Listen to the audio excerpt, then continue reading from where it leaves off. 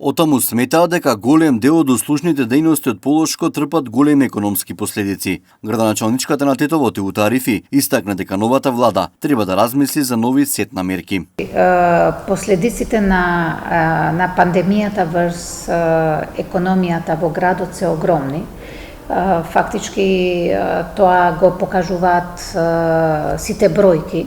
Имајќи го предвид фактот дека претежно Тетово е град на средни и мали бизниси, освен тие поголемите кои имаат други структури на постоење и развивање, кои не се поврзани, значи да кажеме комплетно со услугите, додека другиот дел на помалите бизниси се поврзани со услугите кои во моментот има помала побарувачка за тие услуги. Економските аналитичари сметаат дека владата премногу се задолжи на почеток за да им помогне на фирмите, знаејќи дека корона кризата ќе трае уште долго време. Премногу пари даде во општеството за многу краток период.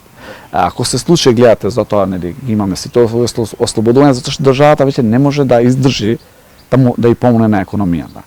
Ако имаме полоша варијанта, искрено не знам колку може да биде полоша од колку што сега е.